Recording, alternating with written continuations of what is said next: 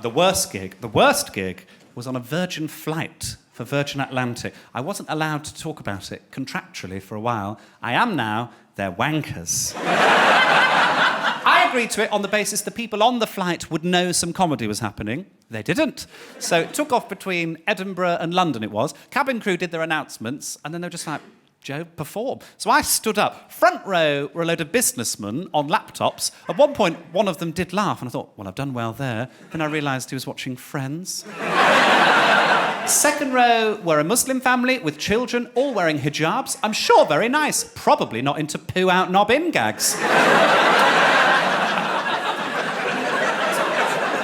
Somebody tried to walk out.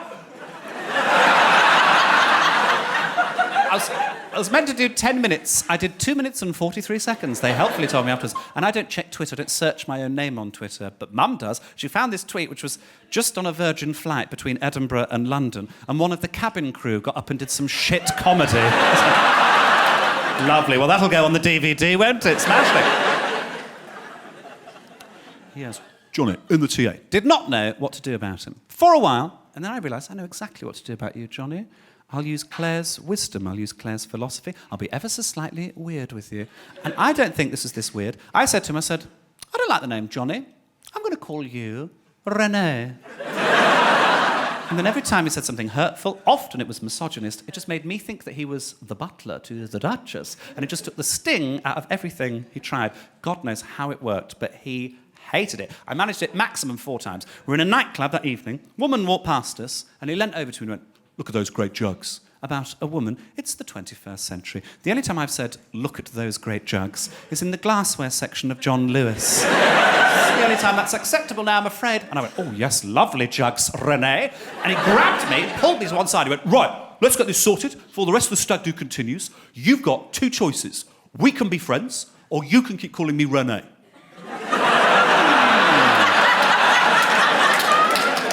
Do you know what? I'll take route B, please, René. I didn't. I agreed to it reluctantly because I was trying to be diplomatic and we were sharing the same hostel together. Lads. And I just avoided him for a couple of days. That's what I did. I did go into the group the one day. I said, I'm just off to the shop to get some shampoo. Does anyone want anything? And he went, oh, can you get me some condoms? So I bought him a pack of condoms. And he looked at them and he went, oh, I don't like these. They're too tight. Any condom you buy, you can fit over your own head. If it's too tight, you have a medical emergency, I'd argue. Maybe he's using them wrong, some sort of sleeping bag system, I don't know. Love it in my little condom. I don't know. But he came out the shower the one day, he had his body out, a little towel round him, and I spotted a tattoo on his hip there. And I don't have a problem with tattoos, I don't have any myself, but it was a quote, and you know how I feel about quotes. Claire wanted a quote tattoo at one point, but she doesn't really read. And she said to me, she's like, do you know any good quotes? And I was like, well, I'll Google some. I found one that she quite liked. It was, I believe in one thing only, the power of human will. And she's like, oh, that's lovely. Who's that by? Stalin.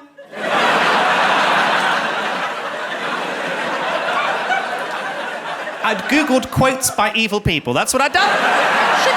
She could have had it.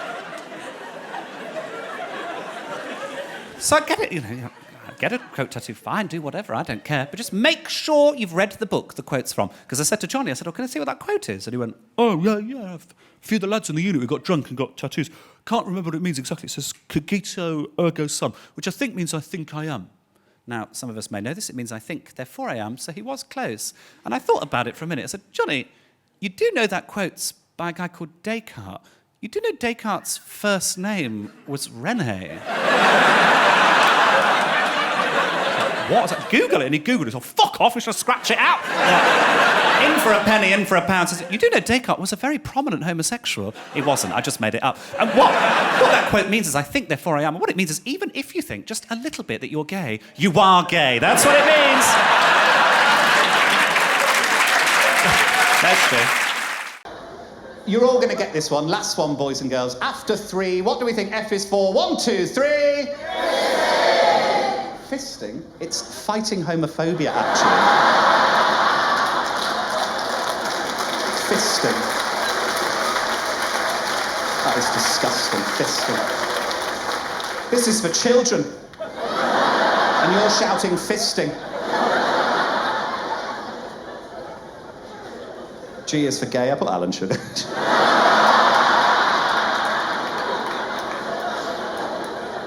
Sorry, it should be Gay Lord. Sorry.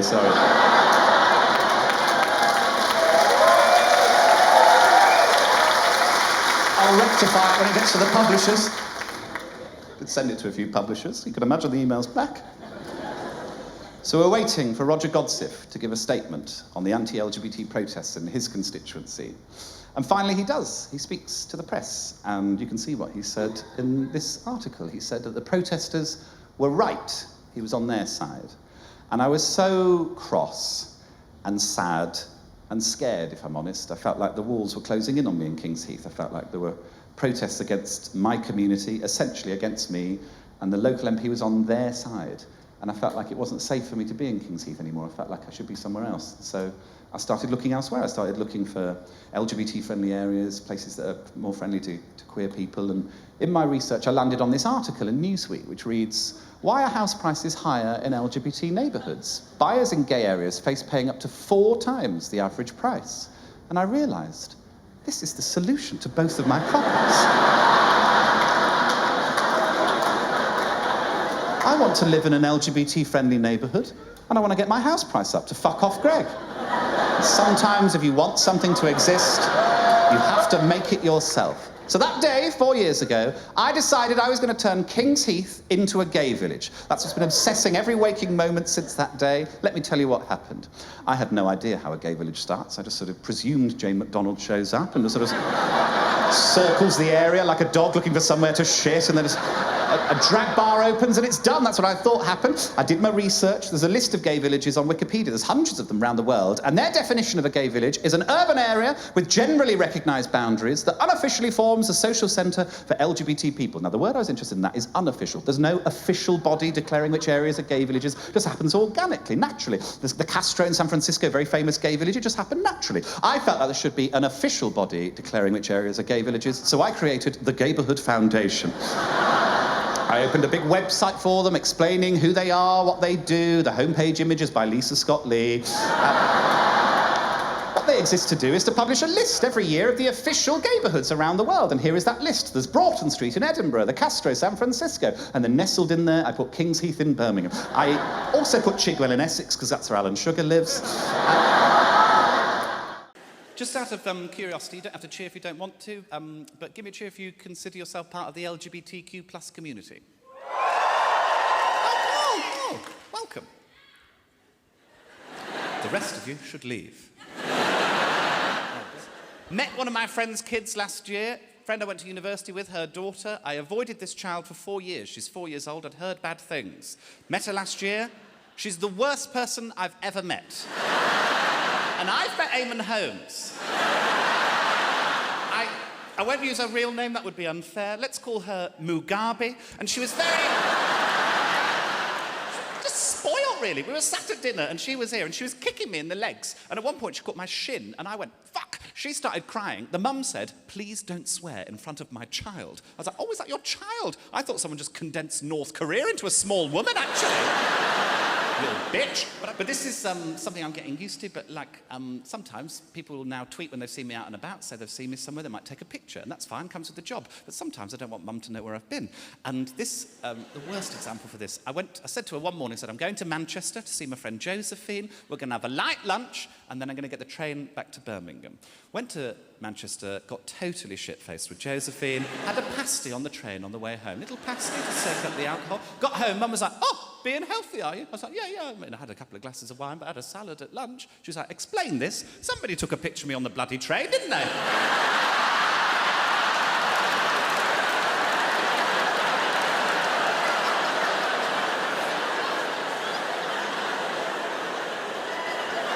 Really enjoyed that pasty, as you can see. Looks worryingly like that when you put it together as well. Could have been Prime Minister. Should we take a selfie using that camera?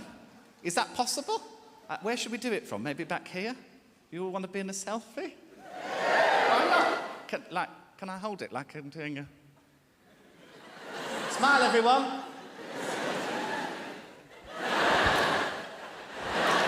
Cool, I think we've got it. Round of applause for Leon. Thanks, Leon. My mother retired a few years ago, and she's now painting in her retirement. This is one of my mother's paintings. Isn't that glorious? This is of our family friend Patrick. Not only does it look like Patrick, I feel like it captures his essence. It's a beautiful painting. Based on these, I've been inspired to do my own. They've not come out as well, I'm going to be honest with you. I did one of Amanda Holden with a Britain's Got Talent buzzer for her head. Slightly different things that we're doing.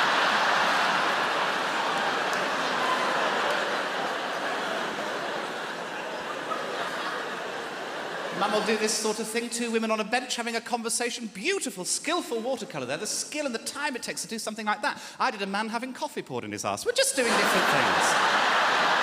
We're doing different things. This came out of, I was on holiday with a friend of mine who just had a colonic irrigation. I've never had one, so I was like, what's it like? He's like, I've not had one either. This girl, quite attractive, took me into a room, put a tube up.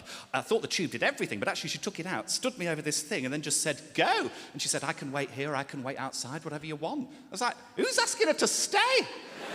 No, look me in the eye. I'd like us to share this. So based on that, I did this painting. I haven't got a name for it yet. I was thinking maybe Britain in springtime, but I'm open to suggestions. Do send your tweets in. But I've got a goddaughter who I adore. She is 11, and I think she might be a genius because she loves painting, and I've got this office in Birmingham. So I took her to the office to do some painting, and we painted this mural on the wall. And while we were painting it, I said to her, I said, what do you think art is, just out of curiosity? And she thought about it, and she said, well, it's trust. I said, what do you mean by that? And she went, well, if you trust something's good, then it is. I was like, fucking hell, that's the most profound thing anyone's ever said to me from an 11-year-old. Like, have another go on the bong, what are you going to say next? When the meow meow came out, the thing she was saying, extraordinary. Mum and I, we submitted to the Royal Academy. Every year, the Royal Academy take paintings from amateurs, from professionals, whatever. They also take sculptures. Mum submitted 2 of her paintings, beautiful paintings. I submitted for a laugh. I knew I wasn't going to get in. I submitted this sculpture, which I called Chris. I made it pissed last summer. I just submitted it, forgot about it. A few weeks later, I got an email from the Royal Academy that read this. Dear Joe, it's come to our attention that the price of your artwork, Chris, is £10.5 million. I was originally going to do 10, and I thought, fuck it, put the other half on. Owing to the high selling price, we just wanted to check this was correct, and this is what we would like to have printed in our list of works, should your work be selected for the exhibition. If you did wish for this to be the published price, could you kindly advise on the insurance value of the work? Well, I went back to them and I said, gosh, did I really put £10.5 million? It should be £12.5 million. And then just put Brexit for no reason. The real friction is on Twitter. Mum is also on Twitter. She is at Mama Lycett. You can follow her. She posts her paintings. She also searches not only my name, but searches what people are writing to me, what people are writing about me. So she will have seen all the tweets that you sent tonight. She loves reading them. She'll go through all of them. And she also sometimes will show me tweets when, like, I've been on telly. Every time you go on telly, there's a bit of nastiness. It comes with the job. There was one she showed me which I loved, which was, I'd just been on Blankety Blank with David Walliams, which, to be fair, was dog shit. And I got a tweet which just said, you're not funny. And I appreciated the succinctness of the tweet, but what I loved about it is I looked at the woman's profile who'd sent it, and she's a self-esteem coach. Maybe she's a self-esteem coach of a rival comedian. Maybe Ramesh was feeling down on his luck. I thought he'd bring me down. So yes, I'm trying to be healthier. I love a full-fat Coke, and I'm on Diet Cokes now, and I'm struggling with it, really. Funnily enough, I was at a university reunion, I was drinking a Diet Coke, and I went up to a girl who I didn't know that well at university, and I was holding this Diet Coke, and I said to her, I said, oh, hello, how are you? What are you up to now? And she went, I hate that. I hate small talk. I'm sorry, I'm not sure how conversation works with you now, then. How did the death of your father affect your sex life? Just straight on in.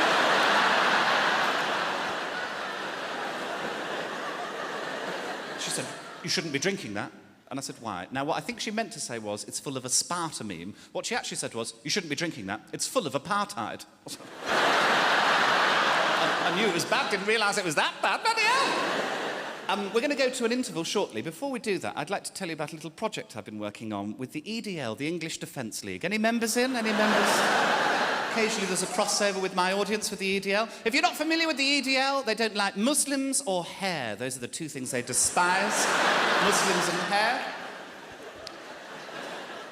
There was a rally last summer, a rally in Birmingham. You might have seen this picture from it. This is a girl called Sophia Khan. She was facing up to one of the EDL members with this... Yes, she's amazing, Sophia Khan. with this serenity and calmness on her face with all this aggression from the EDL member. In the weeks preceding this rally, I discovered somebody I went to school with, who I am erroneously still friends with on Facebook, is a member of the EDL and was trying to generate support for this rally with his own Facebook group. Now, I like to troll people on social media using various aliases that I create, so I went on as Angela Middlebin. And I wrote, "Hi guys, looking forward to the rally in Brum later. Think it'll be a lovely day for it. I work in PR with some high-profile right-wing and right-leaning commentators, such as Katie Hopkins, Piers Morgan and Fern Britton." Now, Fern Britton is, I don't think, right-wing in any way, but she blocked me on Twitter, so fuck her. I know, Fern Britton of all people, I felt like I've been blocked by Gandhi. So by Pride only sponsoring one of the letters and ignoring the other letters, I felt like they'd done a disservice to the community, so I wrote them a letter. Dear Barclays, you probably know why I'm writing you, bitch.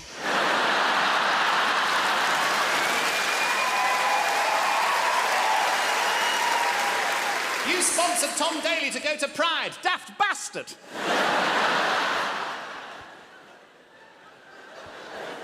Actually, it's great that you're sponsoring Pride. Pride is an LGBTQ+ event. It's about celebrating all of those letters and all the different types of identity that they represent.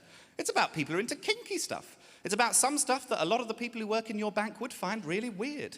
It's not just about a particularly attractive gay diver who you can use to improve the perception of your brand. So I'm writing to ask if you'll sponsor me, not to go to Pride, but to one of the less airbrushed events. I want you to sponsor me and my friend Paul Chuckle to go to the Folsom Fetish Festival in Berlin.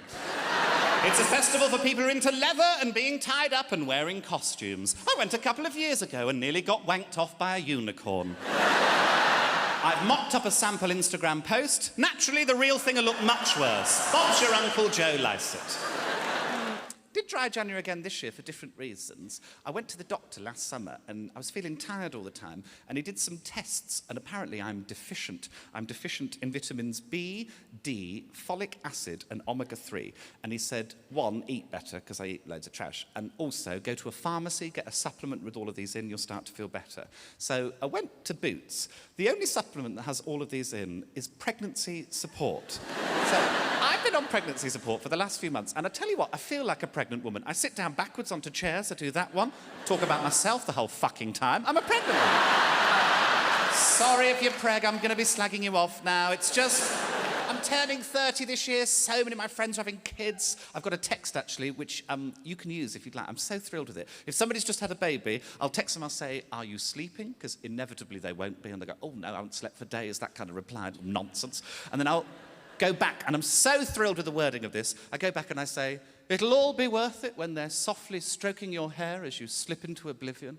It's like Shakespeare, isn't it? Marvellous. Give me a cheer if you feel like you've travelled the furthest. Where have you travelled from? The woman who put her hand up. That's the one I'm looking at. You weren't expecting a follow-up question, were you? I'm going to come down to your level. Not intellectually, of course. Hello there. Don't panic, it'll all be fine. What's your name? Flora. Hello, Flora. And who are you here with, Flora? Are you courting? Banging. When did you start banging? It's the first date. No, is it actually? And you're this trashed.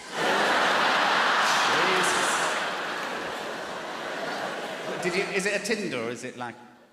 It is, oh, okay. Well, this is being immortalised on my DVD, you realise. So, I hope you marry. If you get married, I'm coming to the wedding. We're all coming, aren't we? We're going to have a lovely time. Maybe have a glass of water in the interval. I'm worried about you, Flora. Does someone know you're out? I mean, I like the look of him. He looks sweet, but you never know. You know, you never can...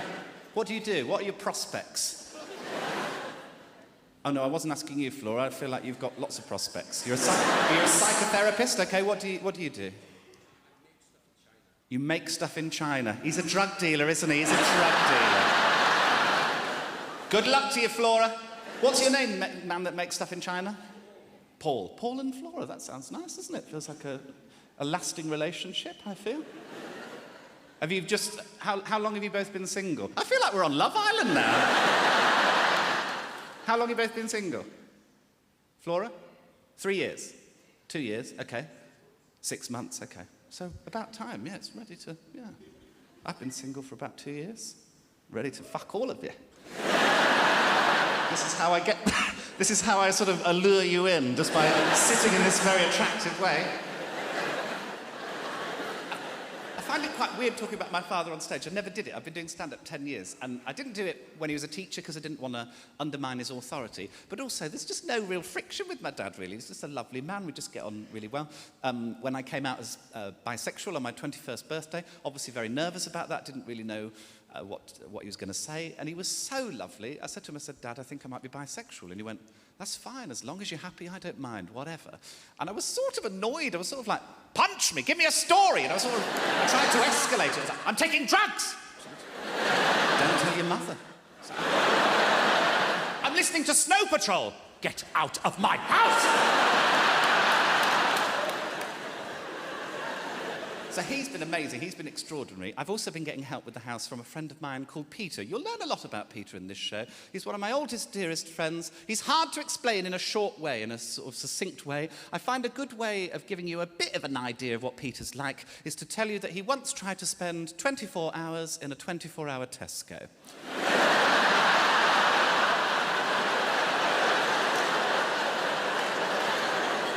Like it was a challenge. He got kicked out after 21 hours for trying on too many clothes. I've known him for, since we were about 12. We didn't go to the same school, but we had similar friendship groups. We've grown up together. We didn't fall out, but we fell apart because he went to Japan after university, and he's just been back for about a year, and now he's back. He's doing little jobs, different things, trying to make ends meet. One of the jobs he does, because he speaks fluent Japanese, is to teach people in England, Japanese people in England, how to speak English. And he's got a middle-aged student called Aiko, who he set some homework for. The homework was an email. I pride myself on writing emails. Aiko's written, I think, the greatest email in the history of email. The homework was to write an informal email of complaint with an aggressive tone. This is what she actually wrote. Dear Sarah, you probably know why I'm writing you, you bitch.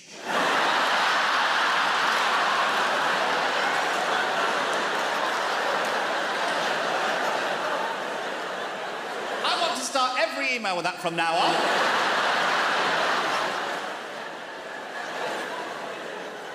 You smashed glasses and made terrible racket. It was so evil. Daft bastard.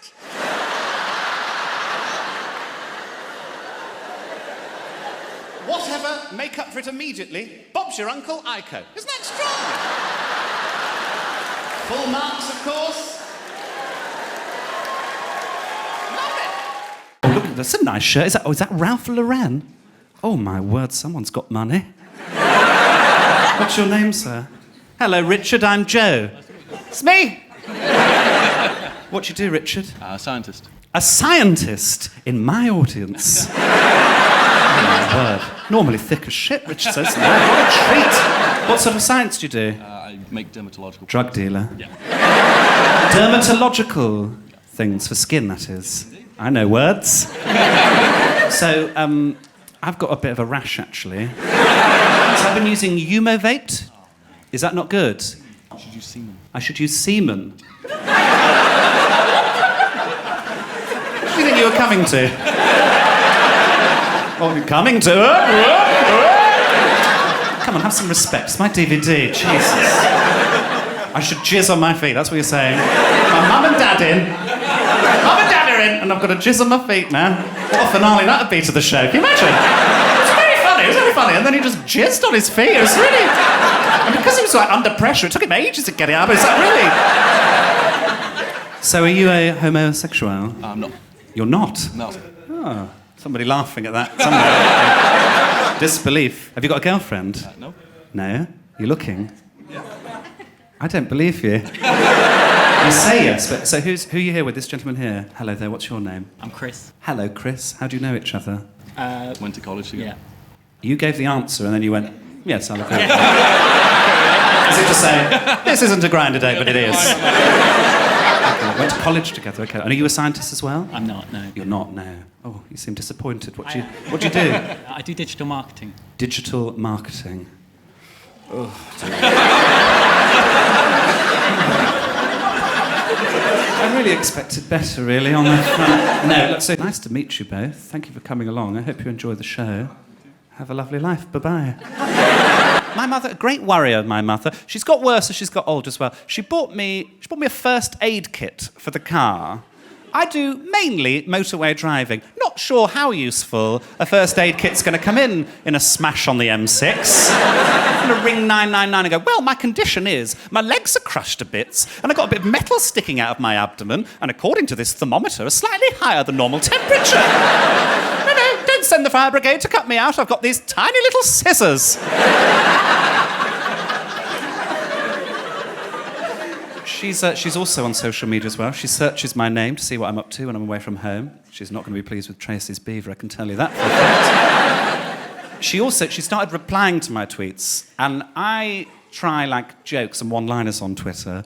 I did one as an example. It was, did you know it takes 36 muscles to smile, but only one muscular guy in the gym to give me a boner? It's a silly throwaway joke, nothing to worry about. She replied, no, I didn't know that. Thanks, son. There's a gin parlour in Birmingham now. I went into the gin parlour, I ordered a gin and tonic. I thought that was appropriate. Very quirky guy behind the bar. Tattoos, piercings, beard. He was like, we have 200 different types of gin. Is there a type of gin that you've had before? I was like, yeah, I think it was Asda Price. I think it was special. Didn't have it, so not that exclusive. Had a vodka Diet Coke in the end. And I got chatting to this guy who was very thin and very pallid. He looked like someone had dressed up a mini milk. He didn't look right. And he was chatting at me, mile a minute, for about half an hour. And then after about half an hour, he went, oh, I've lost my Coke. And I think because I was drinking a Diet Coke and I was a bit drunk, in the moment, I thought he meant Coca-Cola. So I was like, well, where'd you have it last? He's like, in the toilet. I was like, there's no flat surfaces in there. You must have left it on the floor or something. He's like, no, I've lost my Coke. I was like, well, I'll get you some Coke. Still thinking he meant Coca-Cola. He's like, what, do you know a dealer? I was like, don't see how that's relevant. I mean, I know an art dealer I could call in the morning, but that seems very off-topic. I was like, I'll get you some Coke. So I started walking to the bar and then realised on the way to the bar what he actually meant. I'm now on a drugs run for some stranger. How did this happen? And I don't take drugs. I've no idea how you procure drugs. I know you can order them online now, which I find absolutely hysterical as an idea, that they can go, sorry you were out. We left 50 kilograms of smack with your neighbour. Did my cocaine arrive? No, but Saj is really mowing that fucking lawn. My local post office, there's a woman there. She's been there about 20 years. I don't like her. She's smug, is the word. One of those faces that's so smug it sort of folds into itself. Do you know what I mean? Like, She looks like someone's punched a quiche. And she's called Lorraine. No, you're better than that. And she's always got some quip, some line. I went in with my passport form, and they do a check and send service at the post office, and she licked her finger and she went through it, and she went, your referee has spelt neighbour wrong. And I went, what? She's like, he's missed out the H on neighbour. You'll have to fill it in again. I was like, surely that's all right. And she went, no, there can be no risk of any confusion as to what that word means. You'll have to fill it in again. Pushed it back at me. I thought, I'm not having this. It takes ages to fill out that form. You have to send off for it. You have to get a referee. I thought, I'm not having it. So I thought, I'll be a bit weird with her. So I went, oh, no, sorry. He's not my neighbour. He's my doctor. She went, what? I said, he's misspelled doctor. So doctor's obviously spelled D-O-C-T-O-R. He spelt it N-E-I-G-B-O-U-R. He spelt doctor wrong. And she went, no, that clearly says neighbour. Oh, does it?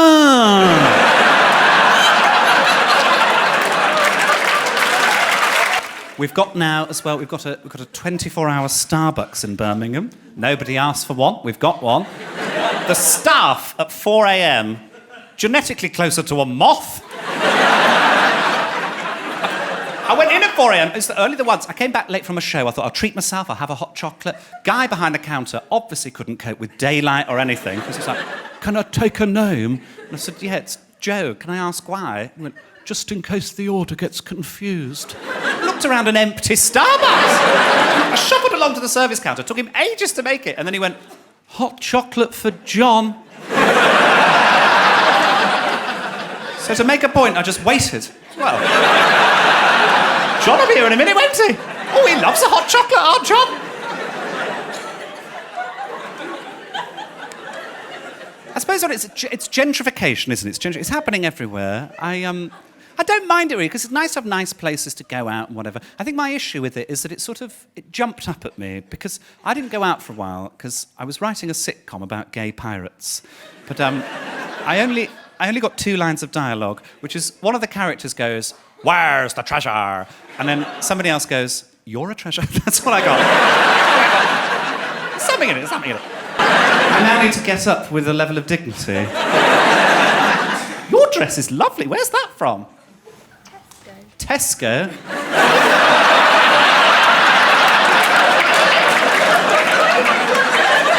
Is there anyone rich in anywhere? From Tesco? That's nice though, from Tesco. Lovely. Wearing flip-flops, so everything going well for you? Clearly? Right, hang on, how am I going to do this now? I could do a yoga DVD, couldn't I? And this is the lying down. And that's the end. That's my kind of yoga. Did you like my kick? So, I pulled my back out when I did it, so worth it though. Oh, gosh, lovely. I've got so many side projects, and none of them are useful in any way. There's a Clairvoyant that's based in Birmingham who, fans, I don't know if there's fans of Clairvoyant's in.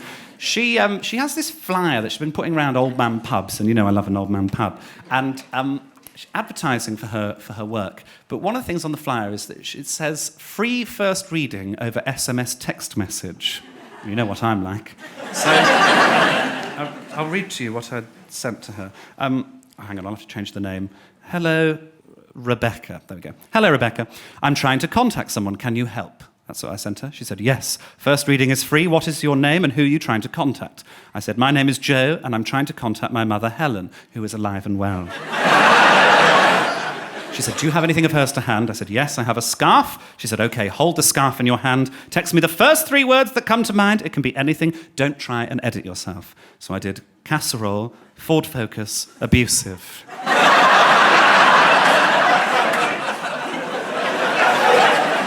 She said, OK, I'm getting something. There's something to do with glasses. It could be a pair of glasses, something made of glass. I said, yes, that makes sense. She said, she's got a problem with the glasses. Is there anything that might link to? I said, she wears glasses. She said, she's saying she's sorry. I said, OK, what about? She said, she's just saying there's so much, sorry about the mess. I said, OK, that's fine. Does she say where she is? She says, I'm not sure, but she's happy where she is. She's smiling. I said, oh, well, that's good for her. Does she know when she's going to be back?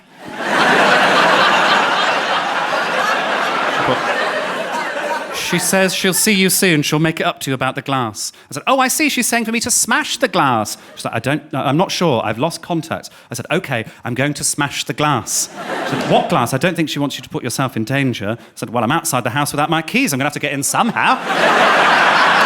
Then she put 3 question marks to that. And then I put, oh, she just got back. It's OK. She just got back, question mark. Is she even in the spirit world? I said, what? No, of course not. She went to the garden centre. Please don't contact me again. I said, OK, sure. Everything you said was true, though. She was happy. She loves the garden centre. Thanks again, guys. This is A is for anal. I've been working on it for a while. It's a very simple concept in many ways. Very simple concept. Teach your child the alphabet and gay sex is a very simple concept. David Walliams gave me a quote which is so nice of you. You didn't have to do that. So lovely of David Walliams.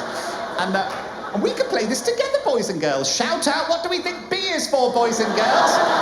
Balls. Well done, it is balls. It gets trickier. What do we think C's for? CBT, lovely thought. No, it's not, but there's no wrong answers here. Anyone else? Cock cage. Cock cage? It's not cock cage, but it could be a cock cage. Yeah, no, I'll give it to you. It's cupping another bloke's balls. That's what it is. What do we think D's for, boys and girls? Dark room, there's some queers in, there we go. Some of you might need to Google that is later, some confused straight people looking at me there. What's a dark room? Just go to it. There's a place called Bolts that I'd recommend. Anyway, about 4 years ago, a friend of mine, she doesn't live in Birmingham, she said, oh, I've got this new boyfriend, and I'd love you to meet him, he's called Greg. And I said, oh, they were coming to Birmingham. I said, why don't you pop round for drinks and nibbles? Or as Boris calls it, national lockdown. Bit of fun there, bit of old school fun there. And they came round, and I've got to be diplomatic about what I say about Greg, because they're still together. I don't like him. If he was a noise, he'd be, just a grey-suited alpha bellend. And he came into my house, and the first thing you see when you come into my house is a painting of a pride flag. And he immediately, literally just met him, he went off on one. He was like, oh, God, this they-them nonsense, for God's sake. There's a bloke at work that wants to be called they-them. It's he or she, isn't it? I was like, we've been very comfortably calling a grown man Pitbull for the last 20 years. We can deal with it, they and them. There's a man called The Edge, and we've all been fine with that. I'd like to meet The Edge and wank him off just at the point of completion. On Instagram, you'll know I love my gardening. I'm always posting about it. And it's always sort of needlessly offensive posts, just this sort of thing. I just call them all slags, big-titted slags. This is a squash, looks like an upside-down chode with a baggy foreskin. I know what that looks like because I've met your dad. Just needlessly offensive posts. And Greg's wandering around my house, and he's an estate agent, Greg, and he was treating the whole thing like it was a valuation, going into all the rooms, going, And he went into the kitchen, which looked like this at the time. Perfectly nice, usable kitchen. There were issues with it. It had plaster that was falling away a bit. There was an outhouse at the back with an asbestos roof, but perfectly nice, usable kitchen. And he went into that room, and he went, how much you pay for this place? And I told him, and he went, what, for this? And I said, yeah. And he went, no. You've overpaid there. 20, 30 grand too much, I'd say. And I was so annoyed because he's absolutely right. I'm terrible at negotiating, and I checked with a friend of mine who's an estate agent as well after he'd left, and she said, yeah, he's probably right, 20, 30 grand too much, but it doesn't matter in the long run, does it? You love the house, you don't want to leave, it doesn't matter. I was like, it does matter, because Greg cannot win. So I've spent the last 4 years trying to get my house price up simply to fuck off Greg. Yes, lockdown got in the way of doing stand-up. I was meant to do this tour a lot sooner. And I had my jab. This is me having my jab. And the nurse said, oh, do take a photo and put it on Instagram. We're trying to promote the vaccine. She hadn't considered I might put a caption with it. I just wanted a Tuesday afternoon strippogram, and now I'm hooked on meth. And then underneath, this post was sponsored by Microsoft Shoe Zone and Screwfix. Oh, the anti-vaxxers are out in force. Someone called me a foot soldier of tyranny. I love that. That's going on the posters next year. Someone else said, idiot, I bet he was paid thousands for this and didn't even take the vaccine. You got me there. Shoe Zone did pay me thousands. Fair play. I get it. It was scary to have the vaccine. A friend of mine was absolutely terrified. Another thing I did, which I really recommend, I did loads of this, and it's really good for anyone's mental health, and it's really simple. All you do is troll Alan Sugar. It's so simple. Alan Sugar, I'm sure you know who he is, a billionaire. He's, you what? Sorry, Lord Alan Sugar. That's the lawyers over there. It's Lord, actually, I think you'll find. Yes, Lord Wanker Alan Sugar. He's a billionaire, he's hosted The Apprentice, and at the start of lockdown, people were losing their jobs, their lives, it was an awful time. He posted this to Twitter. This is him next to his private jet during a global pandemic. Collected the new plane today, flew it down from Knoxville to Pompano Beach. I thought, you're not reading the room here, Alan. So I replied to this tweet and I said, drove my Ford Fiesta home base today, but you don't see me tweeting about it. Either way, I'm horny, how about you?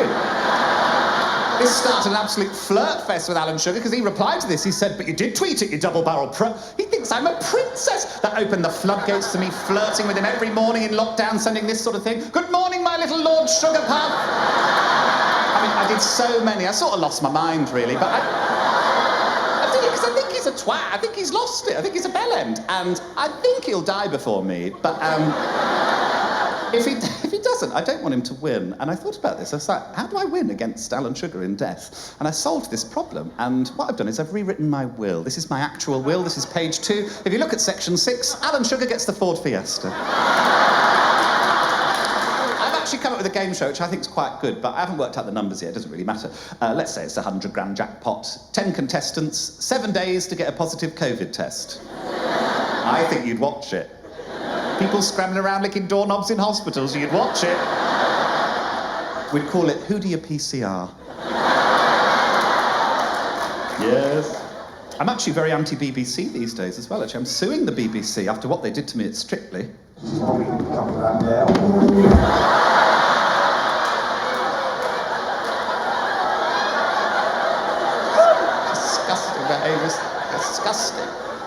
amazing thud, that, isn't it?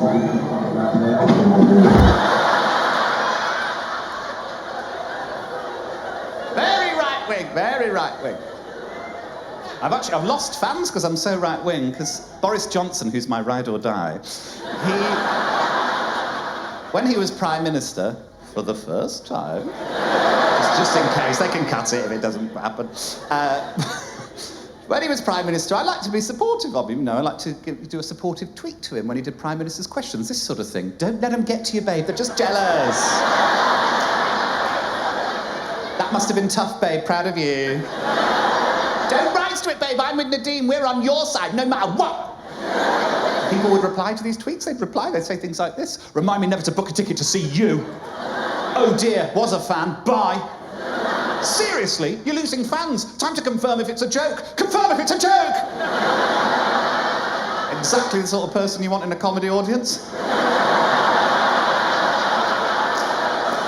Before we get on with the show, I should just tell you a couple of things that have changed about me, because you might not know. First thing is, I'm very straight now. You should know that about me. I'm very straight. Thank you for laughing. That's nice of you. No, I'm not gay. I thought I was gay once. It was just trapped wind. I'm bisexual, and yes, I gotta tell you, I love fucking pussy.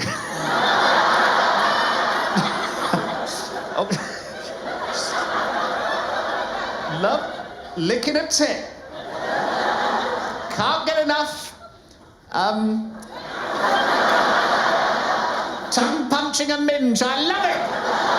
People don't believe this about me. They don't believe it. I've got this friend who's a top shagger of women, and he said to me once, he said, how many times do you think you could fuck in a night before you get tired? And I was like, less than one. One thrust and mummy's ready for bed, normally. He reckons he gets with a lot of women because he's got good upper body strength, which I think is quite a cynical view of women. But I said to him, how'd you get the upper body strength? He goes climbing. Now, I'll never go climbing. I'm terrified of heights. But I said to him, what's the scariest thing that's happened to you while you've been climbing? And he said he was on a cliff face, and he was convinced he was in an avalanche. All this stuff came over the top of the cliff, went in his eyes, blinded him, went in his mouth, and he thought, I'm going to die here. And he thought, the only thing I can do is just pull and hope for the best. And he just pulled and pulled and pulled, got himself over the top of the cliff, wiped his eyes, looked up, and there was a semicircle of people, and in the middle, a child holding an urn.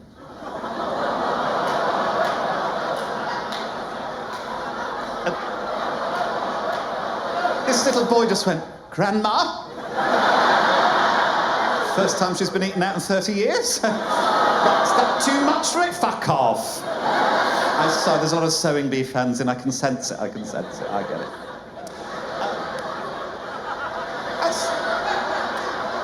As a result of these posts, I was asked to do an interview with Gardener's World magazine. The most gentle Middle England publication you could ever hope to find. And I did this lovely interview with them, and they said afterwards, oh, we need a high-resolution picture of you in the garden for the magazine. And I said, well, I don't have one. And they said, can you get one? I was like, it's locked down, I live on my own. But I got this camera, and I set it up on a little timer, and I got this picture, which I think is quite sweet, really. It's quite, I know, bless, I know, it's lovely. And they said, oh, it's lovely. Who took the photo? For a laugh, I said it was Lisa Scott-Lee from Steps. I don't know why I chose Lisa Scott-Lee. I'm sat on some steps, maybe it was subconscious, I don't know. Magazine comes out, they printed her in the magazine. She lives in Dubai. And now, whenever she posts to Instagram, this is her saying Steps got to #1 in the charts, she credited me as the photographer. But they're ever so busy. Ever so busy.